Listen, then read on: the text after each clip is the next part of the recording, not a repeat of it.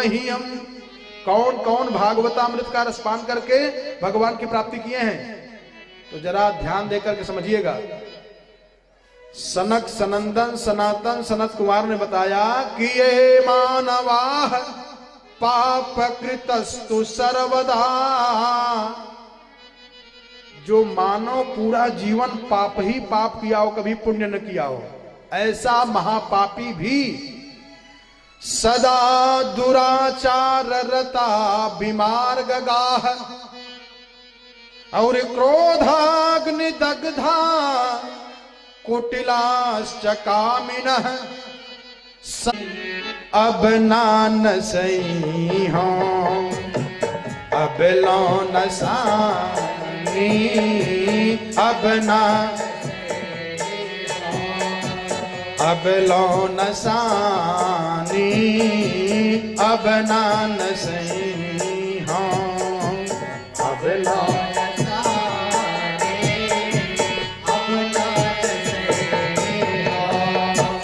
अब लौन सानी, अब नान सही हो अब लौन अब नान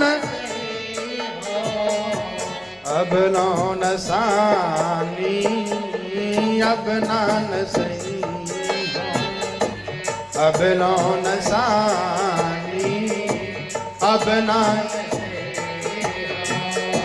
अब लौन सानी, अब नान सही हो अब लौन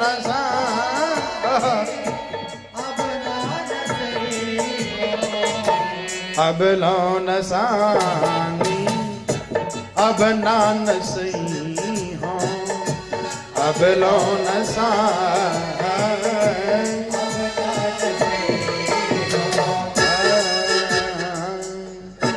मन में ये संकल्प कर ले, अब ऐसी गलती नहीं करूंगा, क्षमा हो जाती है। तो एक प्रसंग सुनाया है, समय तो ज्यादा हो रहा है लेकिन सुन लें, ये जरूरी है।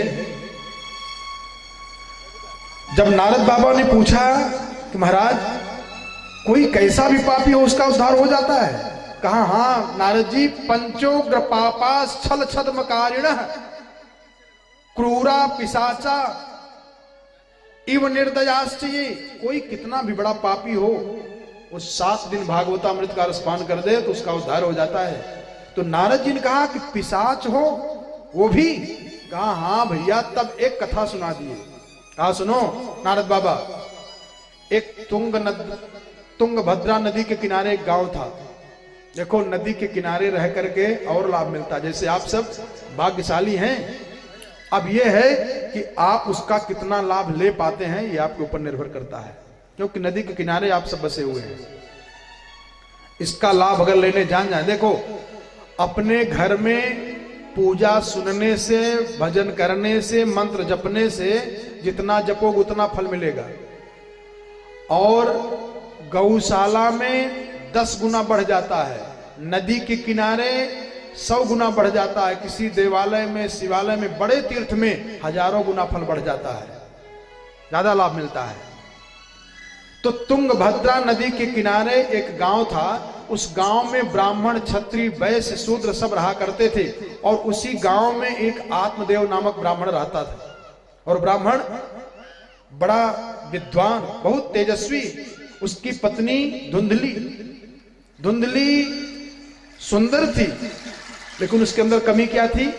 जिद्दी थी। देखो इस प्रसंग से सुन करके स्त्रियों को अपने दुर्गुण को निकालना चाहिए धीरे धीरे। कथा इसलिए भी सुनना चाहिए, अपने दुर्गुणों को धीरे धीरे निकाल दें, अपने आप महान बन जाएंगे। और दुर्गुण कहां से मिलेगा? कथा आपको बताएगी कि ये दुर्गुण है, ये सद्गुण है, इसको लो, उसको निकालो। कैसे? कहा साधु ऐसा चाहिए, कहा जैसे सूप स्वभाव, सार सार को गही रहे, और थोथा दे उड़ा। ऐसे ही बुद्धिमान होकर के कथा सुनना चाहिए। जो दुर्गुण हो वो दुर्गुण को अपने अंदर से निकालने का प्रयास करें और सद्गुण को भर लें। तो माताएं ध्यान दें, आत्मदेव पंडित जी की पत्नी का नाम था धुंधली। उनके अंदर कमी क्या थी? सुंदर तो थी, लेकिन एक कमी थी कि जिद्दी बहुत थी। जो कह दें उसी को बात पक्की करना चाहती थी।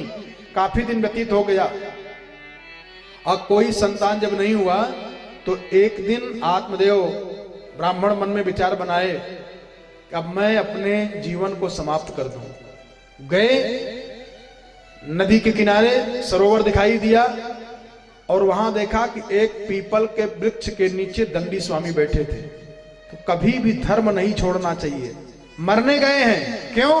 क्योंकि हमारे यहाँ कोई संतान नहीं है, इसलिए मर जाना अच्छा है। मरने के लिए गए थे, तालाब में कूद करके आत्महत्या करके मर जाऊंगा, लेकिन जब दंडी स्वामी को देखा तो कहा हमारा कर्तव्य है कि जाकर के प्रणाम करूं। और जाकर के दंडी स्वामी को जब प्रणाम किया तो दंडी स्वामी जान गए और कहा बताओ कथम रोदिसी विप्रत्वम, हे ब्राह्मण देवता क्यों रो रहे हो?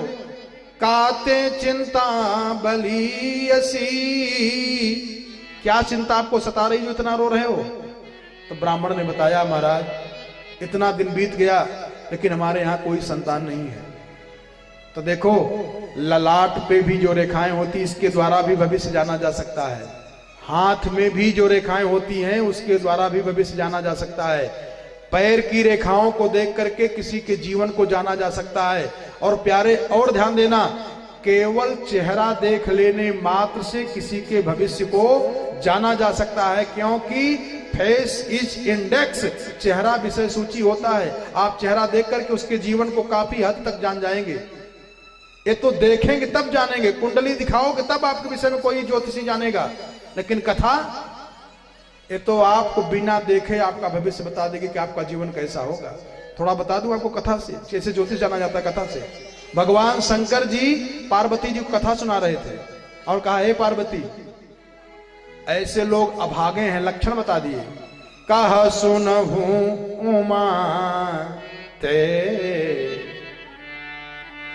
अरे लोग अभागी, सुनहु उमा ते लोग अभागी, सुनहु उमा ते लोग अभागी, सुनहु उमा ते लोग अभागी, सुनहु उमा ते लोग अभागी, सुनहु उमा ते लोग के कहा जे हरि विमुख विषय अनुरागी, जय हरि विमुख विषय अनुरागी, जय हरि विमुख विषय अनुरागी हो, जय हरि विमुख।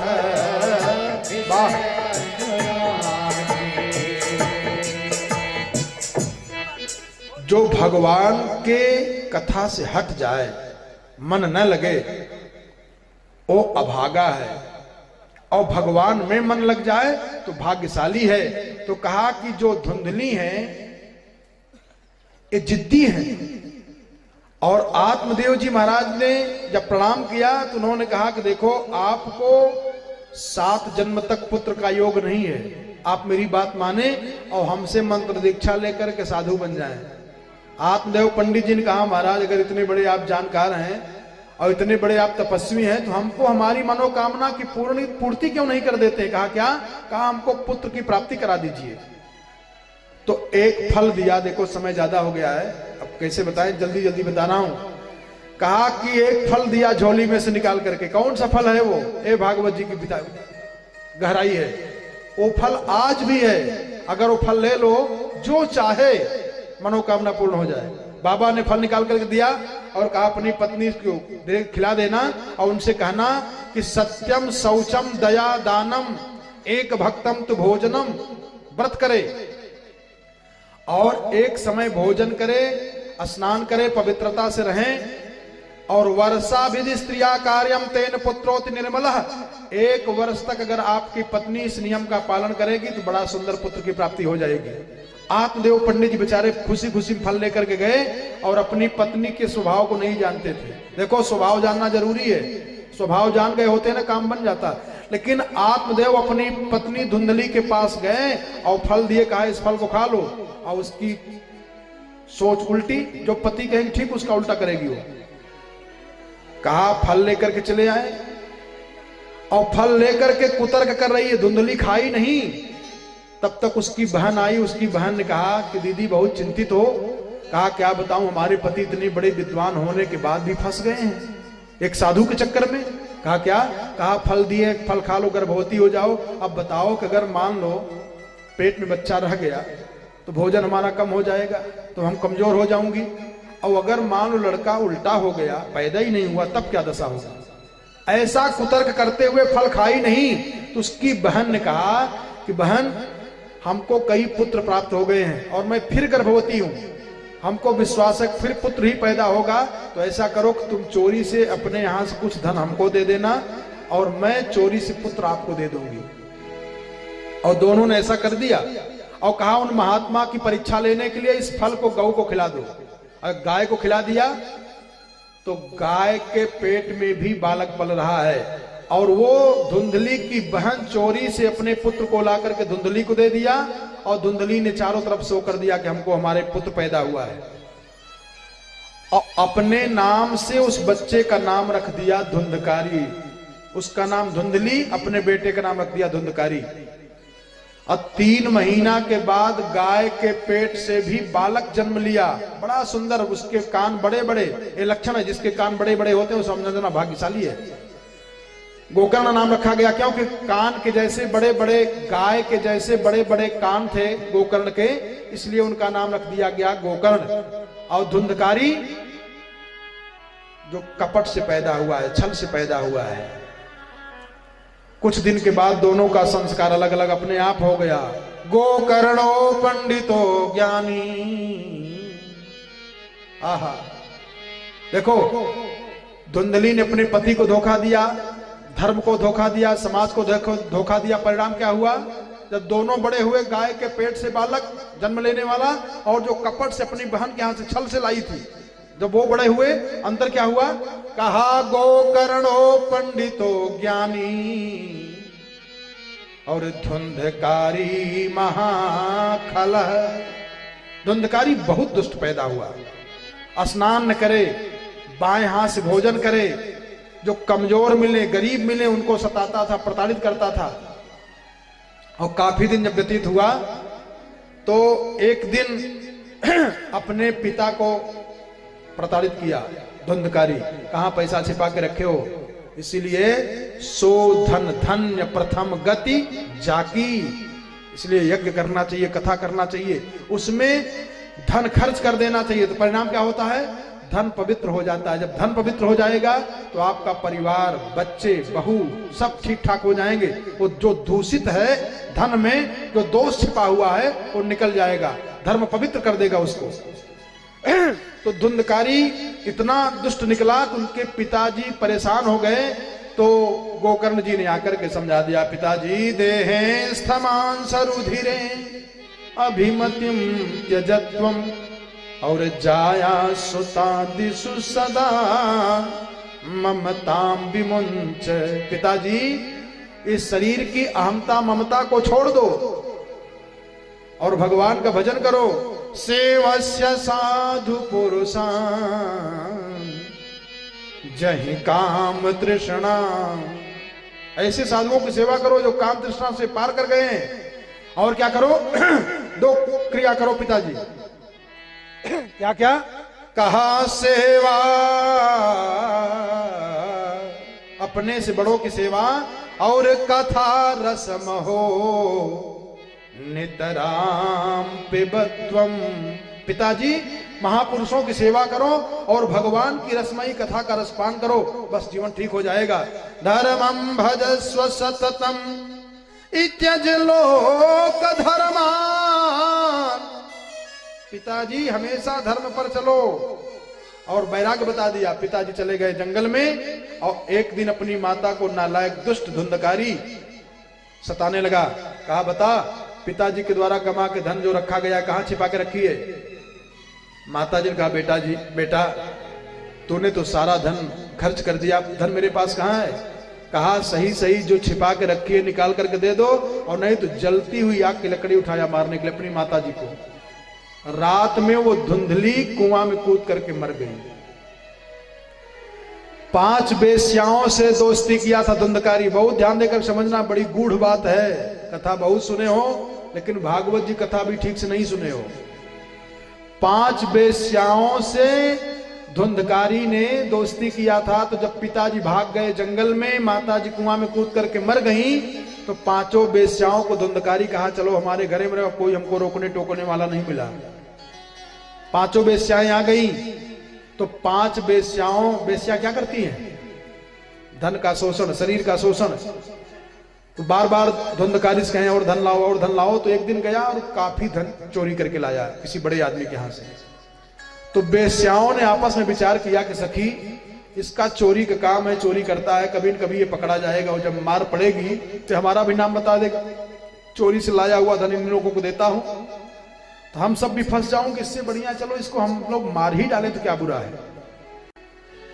तो जब रात में सोया धुंधकारी तो उसके गले में फांसी का फंदा बना करके वेश्याएं खींची बड़े जोर से। लेकिन जो पापी होता है ना जल्दी मरबो नहीं करता, वो अब तड़प रहा है, मर नहीं रहा है। तो वेश्याओं ने जलती हुई आग की लकड़ी लेकर के उसके मुंह में, नाक में, आंख में जबरदस्ती घुसा घुसा करके तड़पा करके मार डाली।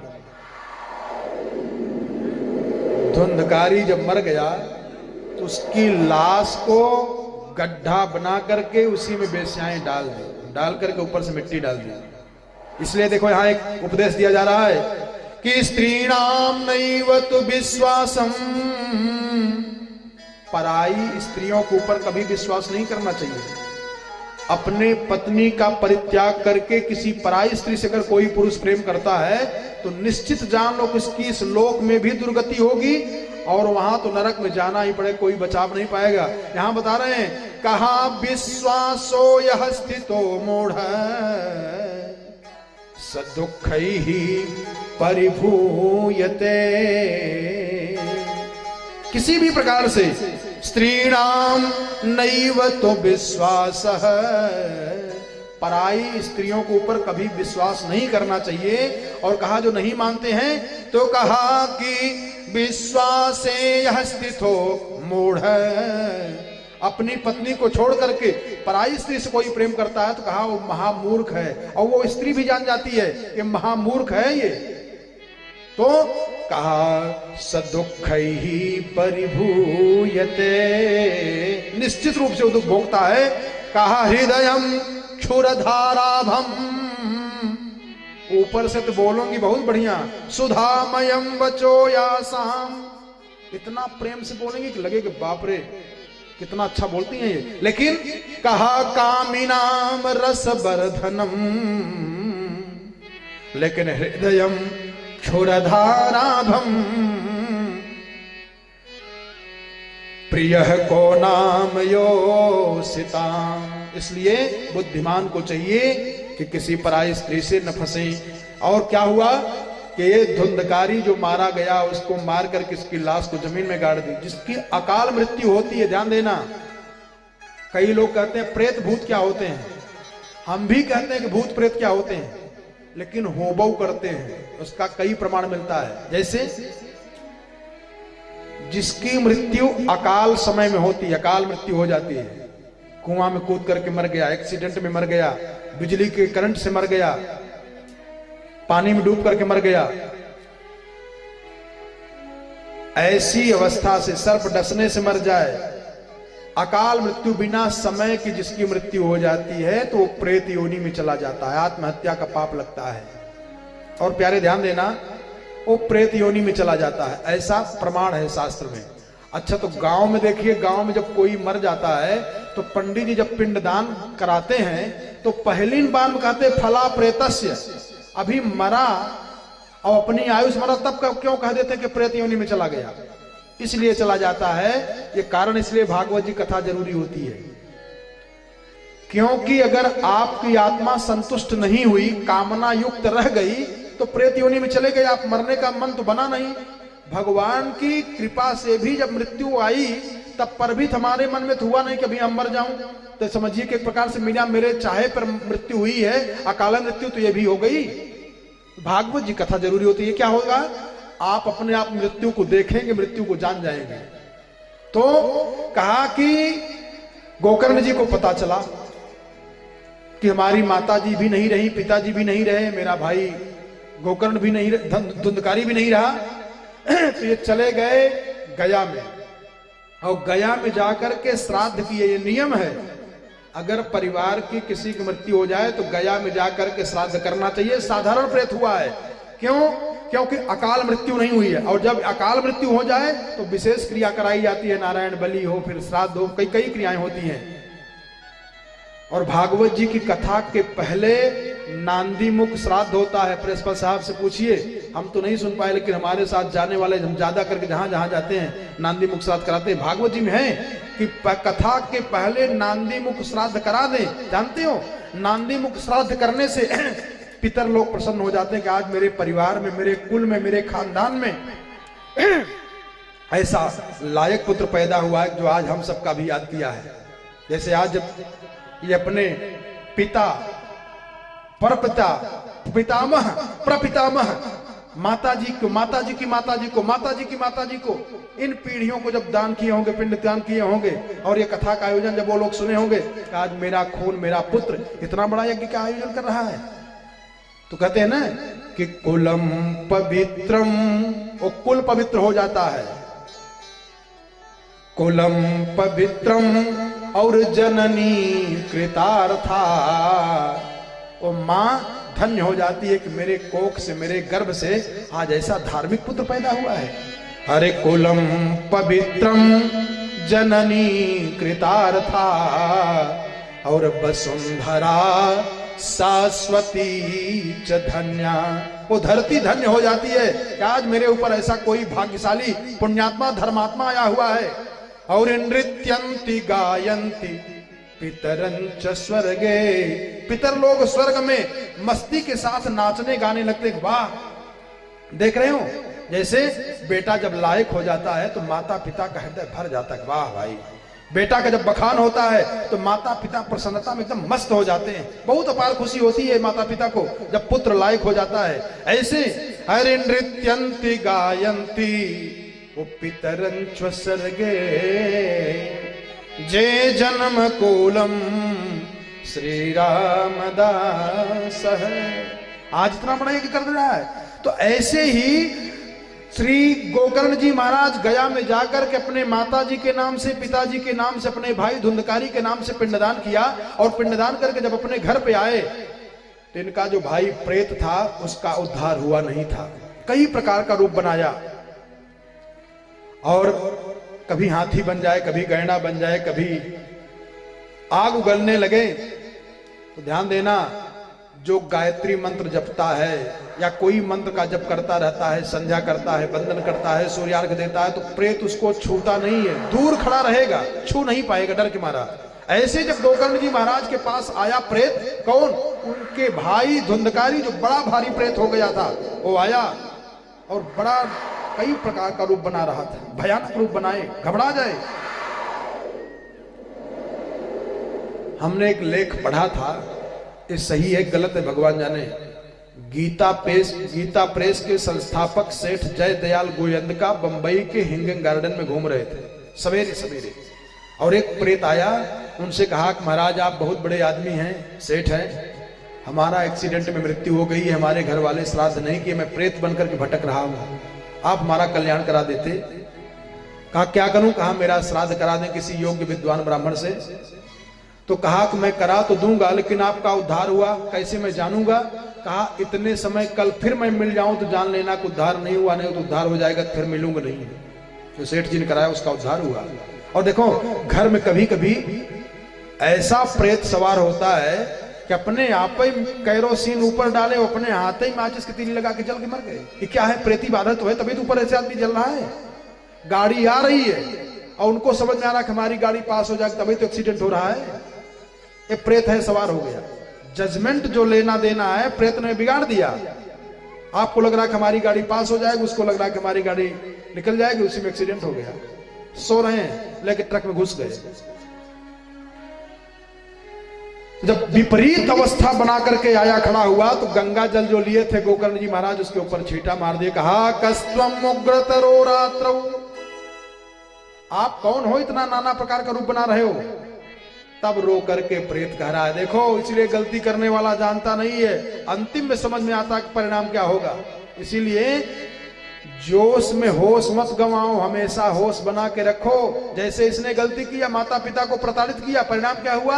अब जब प्रेत बना हुआ है तब गोकर्ण जी महाराज से कह रहा है कि अहो बंधो कृपा सिंधो, अरे भैया आप तो कृपा के सागर हो, मेरे ऊपर दया कर दीजिए, बड़ा भाई पिता के समान होता है। अरे अहो बंधो कृपा सिंधो भ्रातर मामा सुमोचय, हमको बचा लीजिए भैया, हम तो प्रेत हो गया हूं, बहुत बुरे फंस गया हूं। देखो हमारे अगल बगल में यमराज के दूत हमारी पिटाई कर रहे हैं, मार रहे हैं, हमको बचा लीजिए, पाहिमाम पाहिमाम। तो गोकर्ण जी ने कहा करे धुंधकारी त्वदर्थम तो गया पिंडो, अरे अभी तू प्रेत ही बना रह गया, तेरे नाम से मैंने जाकर के गया में पिंडदान कर दिया। त्वदर्थम तू गया पिंडो मया दत्तो विधानतः, मैंने तेरे नाम से भैया गया में जाकर के विधानतः विधि विधान के साथ पिंडदान किया हूं। इतने लोग बैठे हो, गया में कई लोग गए हो, जरा सोचो क्या विधि विधान से दिए हो, किए हो क्या।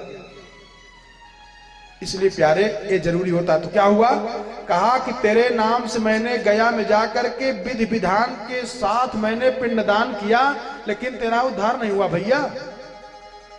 तो प्रेत ने कहा कि गया श्राद्ध शते नापी, बाप रे, कहा 100 बार जाकर के गया में हमारा पिंडदान कर दो फिर भी मेरा उद्धार नहीं होगा। क्यों, क्योंकि मैं माता पिता का हंतारा हूं, मैं माता पिता का हत्यारा हूं, मैंने माता पिता को मारा है, प्रताड़ित किया है, मेरे ही डर से पिताजी भाग गए, मेरी डर से माताजी कूद करके मर गई कुआं में, और मैंने 5 बेश्याओं को घर में लाया, उन 5 बेश्याओं ने बड़ी बेरहमी के साथ हमको तड़पा तड़पा करके मारी है, जिंदा जला जला करके मारी है। और महाराज भैया हम बहुत बड़े प्रेत बन गए हैं। प्रेतों की आयु कम से कम 50,000 वर्ष की होती है, कम से कम आयु जिसकी होती है। इसलिए 50,000 वर्ष तक का परिवार में मामला बना रहता है, गड़बड़ी बनी रहती है जब तक न किया जाए। अब गोकर्ण जी महाराज घबरा गए, कहा कि शास्त्र में तो यही विधान है कि गया में जाकर के पिंडदान कर दिया जाए तो उसका उद्धार हो जाता है, लेकिन तेरा उद्धार नहीं हुआ भैया। कहा कि नहीं। तो गोकर्ण जी महाराज जाकर के सूर्य भगवान से पूछे, तोभ्यम नमो जगत साक्षिण, हे सूर्य नारायण आप जगत के साक्षी हैं। सूर्य भगवान खड़े हो गए, स्तंभन मंत्र है, उस मंत्र के प्रभाव से सूर्य नारायण जब खड़े हो गए तब गोकर्ण जी ने पूछा कि अगर किसी प्रेतात्मा का उद्धार कराना हो, गया में पिंडदान करने के बाद भी उसका उद्धार न हो तो क्या करना चाहिए। तो सूर्य नारायण ने गोकर्ण जी को बता दिया कि श्रीमद् भागवतान मुक्ति ही, जय हो। क्या करना चाहिए, कहा श्रीमद् भागवतान, क्या बात है,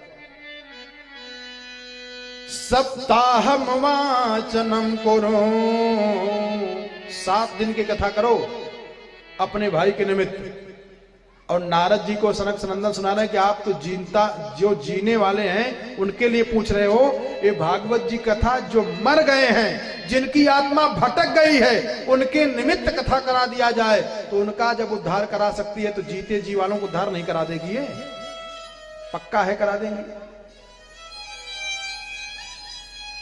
इसको अभिमान मत मानिएगा, हम कई बार गए हैं, हमारा खुद भी आप हाथ की रेखा देख लीजिए, हमारी आयु समाप्त हो चुकी थी बहुत पहले, बहुत बड़ा एक्सीडेंट हुआ था, बचना नहीं था, और आयु समाप्त भी हो चुकी थी, लेकिन भागवत भगवान कृपा से अब जो चल रहे हैं ये केवल इनकी महती कृपा से चल रहे हैं, वो समाप्त हो चुकी बहुत पहले, बचा लिए।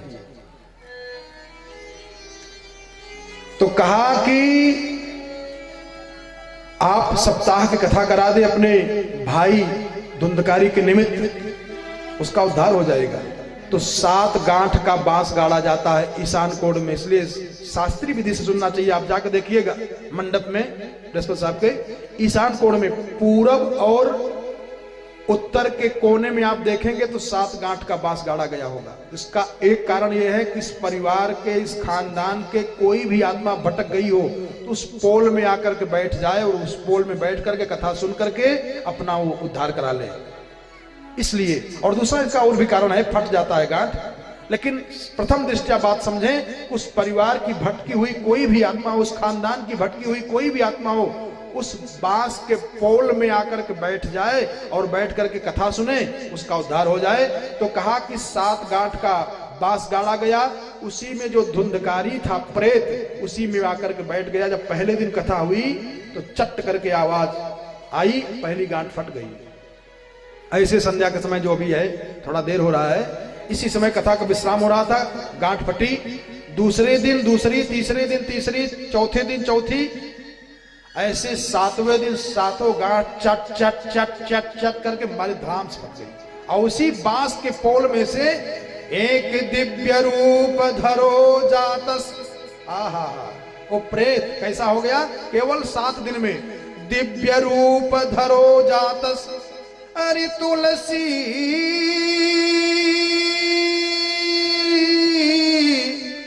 दाम मंडित,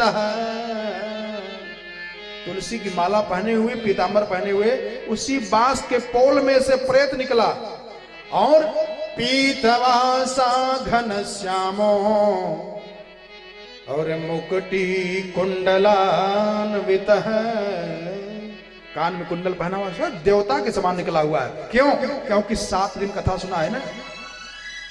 और जब उस बांस में से निकला दिव्य रूप धारण करके, तो जो कथा व्यास की गद्दी पे बैठे थे उनको जाकर के प्रणाम किया, गोकर्ण जी को प्रणाम किया, भैया आपकी कृपा से देखो आज मेरा उद्धार हो गया। और जाकर के भागवत जी के चरणों में लेट करके प्रणाम किया। धन्य भागवती वार्ता,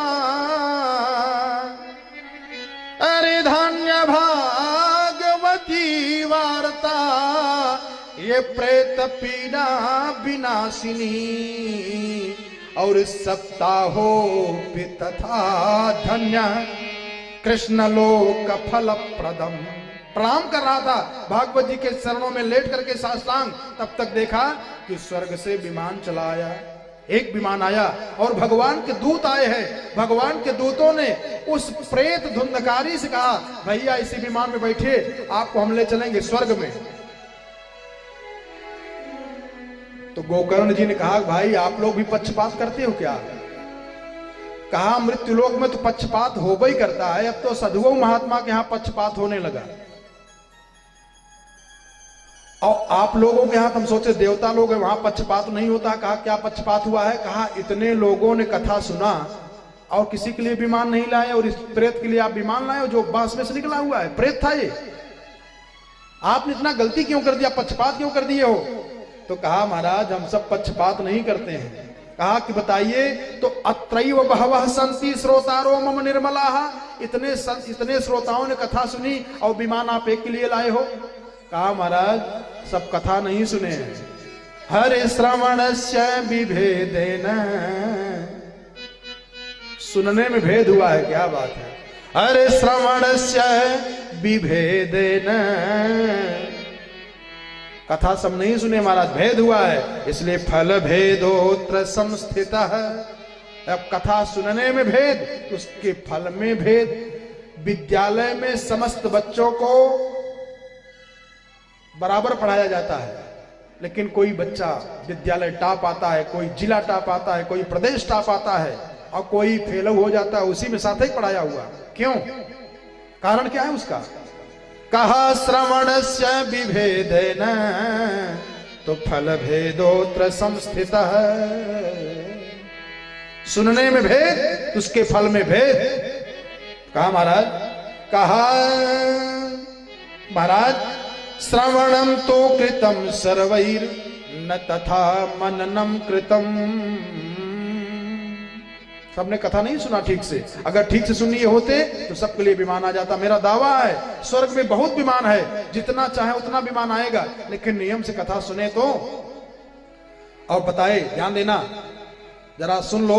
भगवान के दूतों ने बता दिया कि अदृढ़म चाहतम ज्ञानम प्रमादे न हतम श्रुतम।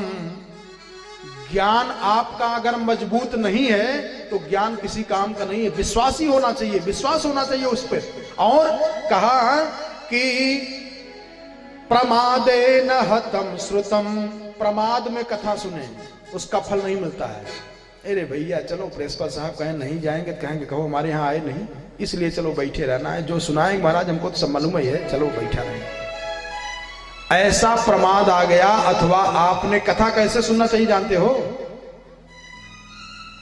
अरे थोर ही महू, कथा सुनने का तरीका सुन लो, कैसे सुनना चाहिए। कहा थोर ही महू सब, अरे कहब बुझाई, सुनहु तात मन मति चित लाए। तीनों लगा के सुनना चाहिए, तब कथा लाभ दे देती है। कहा कि अवैष्णवो हतो देशो, जिस देश में साधु न हो, भगवान के भक्त न हो, भजनानंदी न हो, वो देश बेकार है। और कहा हतम श्राद्धम पात्रकम, पितरों का जो श्राद्ध किया जाता है, ब्राह्मण भोजन कराया जाता है। ये नहीं कि केवल ब्राह्मण कुल में जन्म लिया तो भोजन करा दिए, हो गया ना। यज्ञोपवीत धारी हो, त्रिकाल संध्या करने वाला हो, कर्मकांडी हो, विद्वान हो, उसको कराने से तब फल मिलता है। कहा कि नहीं तो बेकार हो जाता है।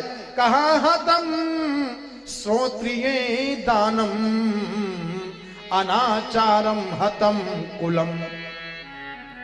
अनाचारी लोग जब पैदा हो जाते हैं तो कुल का विनाश हो जाता है। इसलिए कहा कि नियम पूर्वक अगर कथा सुनिए तो सबके लिए विमान आएगा। श्रावणे मासी गोकर्ण कथा मूचे तथा पुनः, सावन में कथा कराई गई, पुनः सब कथा सुने, सबके लिए विमान आया। सब कोई सुन करके चले गए भगवान के धाम। कहा भ्रूमोत्र ते किम फल मृद वृंज्वलम, निश्चित रूप से इसका फल मिलता है, इसमें दो राय नहीं है। कहा महाराज आख्यान में तत् परमम पवित्रम, बड़ा पवित्र आख्यान है ये। और श्रुतम सकृद वै विदहे घौघम श्राद्धे प्रयुक्तम पितृतृप्तमावहे नित्यम सुपाठाद पुनर्भवम च। अब थोड़ा सा अर्थ समझ लें, इसका और दूसरा अर्थ बता दें, इसी बात वाणी को विराम, बस ज्यादा 5 मिनट और लगेगा।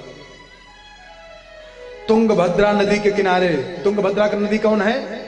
तुंग माने जल्दी, भद्र माने कल्याण, जल्दी कल्याण करने वाली एक नदी है जिसका नाम है तुंगभद्रा। वो नदी कौन है? ये मानव शरीर, यही तुंगभद्रा नदी है। और इस तुंगभद्रा नदी में आत्मदेव नामक ब्राह्मण रहता है। ये जो जीवात्मा है ना, यही आत्मदेव नामक ब्राह्मण है। और इसने द्वैत बुद्धि रूपी धुंधली से विवाह कर लिया। ध्यान से समझना, ये जब जीवात्मा द्वैत माने भ्रम रूपी बुद्धि से जब विवाह किया तो अविवेक रूपी धुंधकारी पैदा हो गया, अज्ञान रूपी धुंधकारी पैदा हो गया। और जब अज्ञान रूपी धुंधकारी पैदा हो गया तो 5 वेश्याओं से इसने दोस्ती कर लिया। ये 5 वेश्या कौन है? 5 विषय,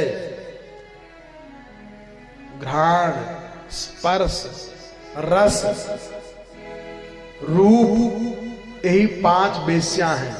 इन्हीं 5 विषय के सुख के चक्कर में ये जीवात्मा रूपी धुंधकारी, जो जीवात्मा रूपी जीव के द्वारा जो आत्मदेव हैं और द्वैत बुद्धि से विवाह करके अविवेक माने अज्ञान रूपी धुंधकारी पैदा हुआ है। जब अज्ञान रूपी धुंधकारी पैदा हुआ तो विषयों के सुख को ही मान लिया और यही 5 वेश्याओं से दोस्ती कर लिया।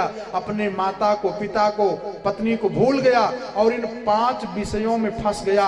और इतना फंस गया, देखो संसार के और जितने भी जीव जंतु हैं वो एक विषय के रस में फंसते हैं, मर जाते हैं। और ये मानव 5 वेश्याओं से फंसता है। ये 5 विषय ही 5 वेश्या है। और इनमें जब फंस जाता है ना तो इसका उभरने का रास्ता मिलता नहीं है, निकलने का रास्ता मिलता नहीं है। एक भंवरा था, कमल के पुष्प में देखो केवल एक दोष है इसके अंदर, सुगंधी। सुंदर सुंदर सोचता खूब बढ़िया बढ़िया सुगंधी लूं, कमल के पुष्प में घुसा और कमल के पराग का सुगंध ले रहा है।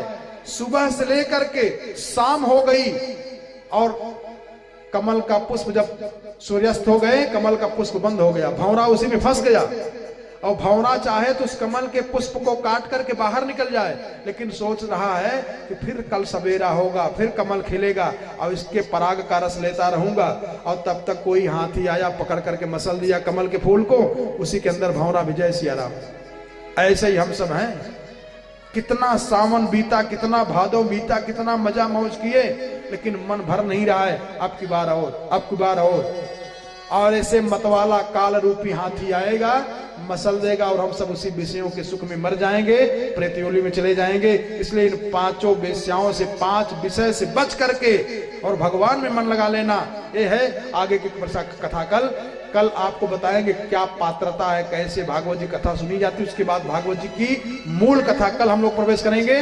2 बार भगवान नाम संकीर्तन, और कल नियम पूर्वक आप लोग 2:30 बजे तक आ जाएं। 3 बजे से कथा प्रारंभ हो जाएगी और नियम पूर्वक 7 बजे जो लिखा है कार्ड में, ठीक उसी समय पर कथा विश्राम होगी। 2 बार भगवान नाम संकीर्तन। हरे सीताराम सीताराम सीता अहम सीताराम सीताराम सीताराम सीताराम सीताराम सीता।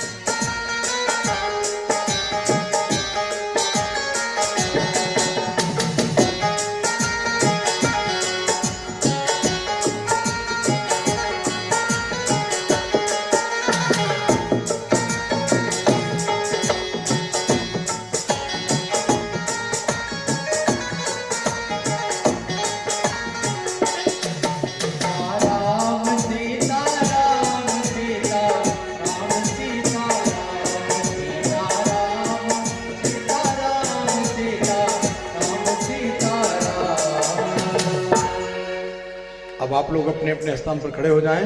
भागवत भगवान की आरती हो रही है, आरती लेकर के प्रसाद लेकर के फिर प्रस्थान करिएगा और कल सही समय पर 2:30 बजे आप लोग पहुंचने का प्रयास करें।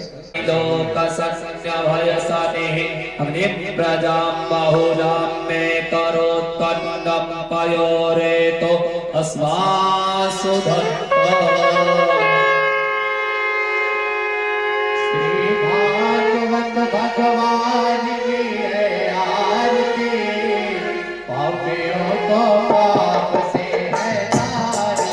श्री भागवत भगवान की है आरती, पापियों को पाप से है तारी। श्री भागवत भगवान की है आरती,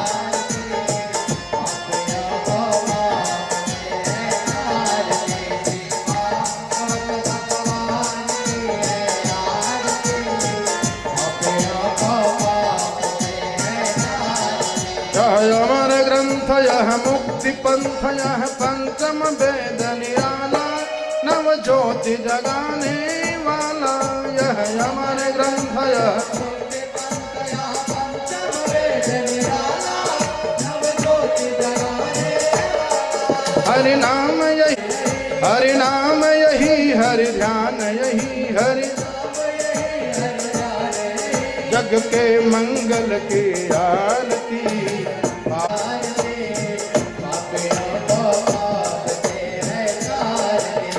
भागवत भगवान की है आरती, पापियों को पाप से है तारती। श्रीमद् भागवत भगवान की है आरती, पापियों को पाप से है तारती। यह शांति गीत पावन पुनीत पापों को मिटाने वाला है, हरि दर्श कराने वाला। पुनीत पापों को मिटाने वाला, हरि दर्श कराने वाला। यह सुख करनी यह दुख हरनी, यह सुख करनी यह दुख हरनी, यह श्री मधुसूदन के आरती, पापियों को पाप से है तारती। श्री भागवत भगवान की है आरती, पापियों को पाप से है तारती। श्री भागवत भगवान की है आरती, भगवान की है आरती, पापियों को पाप से है तारती। यह मधुर बोल पग पंथ खोल सद्मार्ग दिखाने वाला, बिगड़ी को बनाने वाला।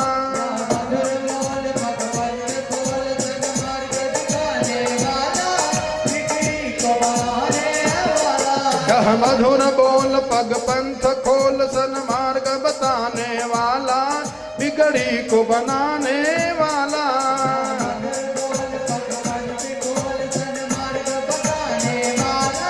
बिगड़ी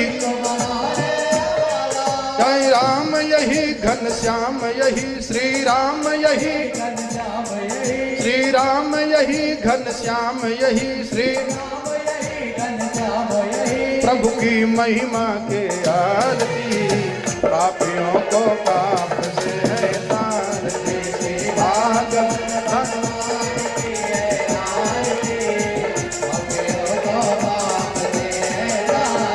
श्री भागवत भगवान की है आरती, पापियों को पाप से है तारती। श्री भागवत भगवान की है,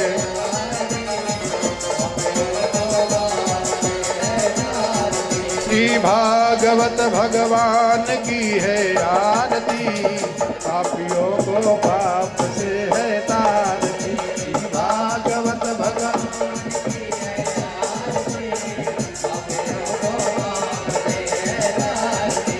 भागवत भगवान की है आरती, पापियों को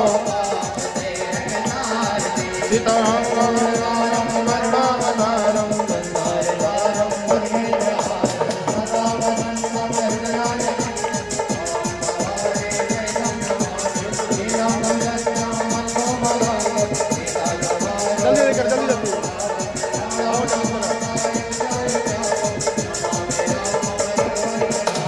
नीलाम्बुजं श्यामल कोमलांगं सीता समारोपित वामभागं, बाणो महासायं चारुचापं नमामि रामं। मनोजवं मारुतुल्यवेगं जितेन्द्रियं दामरे, वातात्मजं वानरयोथमोख्यं श्रीरामदूतं। श्री भागवत भगवान की है आरती, पापियों को पाप से है तारती। भागवत भगवान की है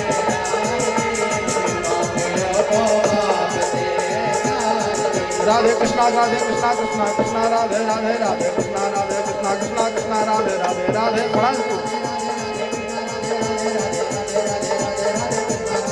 राधे कृष्णा राधे कृष्णा कृष्णा कृष्णा राधे राधे राधे कृष्णा राधे कृष्णा कृष्णा कृष्णा राधे राधे राधे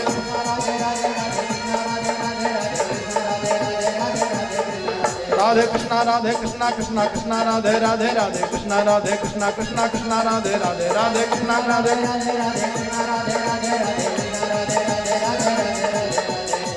श्री भागवत भगवान की है आरती, पापियों को पाप से है तारती। श्री भागवत भगवान की है आरती, पापियों को पापियों को पापियों को पापियों को पाप से है तारती। घूम जाए यान कांड च पापानि जन्मांतर कैसे भूल जाए। सर्वाणि नश्यन्ति वृक्षरत् पदे पदे जलेन शीतलीकरणं मा करो संशोध्य। तुम बोलो। आपदाम अफरदारम दातारम सर्वसमदाम लोकाभिरामम श्रीरामम भूयो आपदां वरदां दातारं सर्वसम्मां लोकाभिरामं श्रीरामं भूयो भूयो नमाम्यहम्। आरति ग्रहणं पुनः करो संशोध्य पुष्पांजलिं वा ओम जगदीयज्ञामाय जन्तदेवास्तानि धर्माणि कृतमान्यासन्न तेहनाकं महिमानः सचक्र यत्र पूर्वे साध्याः सन्ति देवाः। हरि ओम राजाधिराजाय प्रसह्यसाहिने नमो वयं वै श्रवणाय कुर्महे समय कामान् काम कामाय मह्यम कामेश्वरो वैष्णवणो दधातु कुबेराय वैष्णवणाय महाराजाय नमः। ओम स्वस्ति साम्राज्यं भोज्यं स्वराज्यं वैराज्यं पारमेष्ठं राज्यं महाराजमाधिपत्यं समन्तपर्यये स्यात् सार्वभौमः सार्वायुपमान्तादापराधात पृथिव्यै समुद्रपर्यन्ताया एकराडिते तदपि श्लोको विगीतो मरुता परिवेष्टारो मरुतस्यावसन्गृहे आविचितस्ताम प्रेर विश्वे देवा सभासदि इति। ओम विश्वचक्षुरुत विश्वतोमुप विश्वतो बाहुरुत विश्वतस्मात् सम्बाहुभ्यां नमति सम्पदतैर्द्याव ओमे जनयन् देव एकः।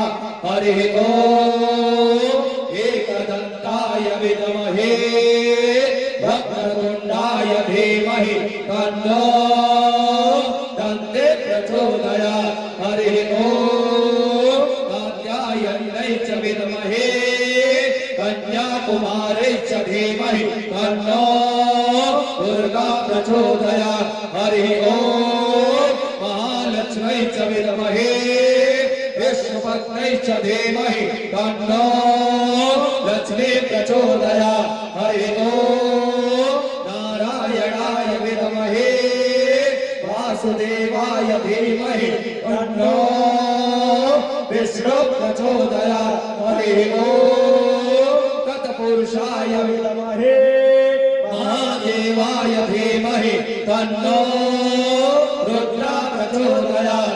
हरिः ओम अंजनानन्दनाय विद्महे वायुपुत्राय धीमहि तन्नो हनुमत् प्रचोदयात्। सेवन्तिका बकुल चम्पक पाटलाब्जै उन्नागजातु करवेर रसाल पुष्पै बिल्व प्रवाल तुलसी दल मंजरेभिः पूजयामि जगदीश्वर मे प्रसीद। नाना सुगन्ध पुष्पाणि यथा कालोद्भवानि च पुष्पाञ्जलिर्मया दत्ता गृहाण परमेश्वर। पापोऽहं पापकर्माहं पापात्मः पापसम्भवः त्राहि मां पुण्डरीकाक्ष सर्वपापहरो भव। मंत्र पुष्पांजलिं समर्पयामि। बोले गणेश भगवान के उमापति महादेव के राधा कृष्ण भगवान के सीतापति रामचंद्र भगवान के लक्ष्मी नारायण भगवान के आदि शक्ति जगदम्बा के अनंत संत बलवंत हनुमंत लला के श्रीमद् भागवत महापुराण के आज के आनंद के भक्त और भगवान के गुरुदेव भगवान के संत समाज के तीर्थराज प्रयागराज महाराज के बाबा विश्वनाथ भगवान के विश्वनाथ बाबा के कृतिका मैया के अपने अपने माता पिता के धर्म की धर्म का कार्यों में देश का गौ माता की गौ हत्या वैदिक सत्य सनातन धर्म की यदि देश धर्म सम्राट स्वामी कृपात्री जी महाराज की भगवत भूषण मानस कर्म के स्वामी ओमानंद जी महाराज की अखिल भारतीय श्री राम राज्य परिषद की पार्वती पतये हर हर महादेव। सर्वे भवन्तु सुखिनः सर्वे सन्तु निरामयः मूर्तास्तुरामदासस्तु मित्राणामुद्यस्तु श्रीर्वर्चस्वमायुष्मारोग्यमाभिराजोमान मह्यते धनं धान्यं संभव भक्तिलाभं सत्संवत्सरं दीर्घमायुः।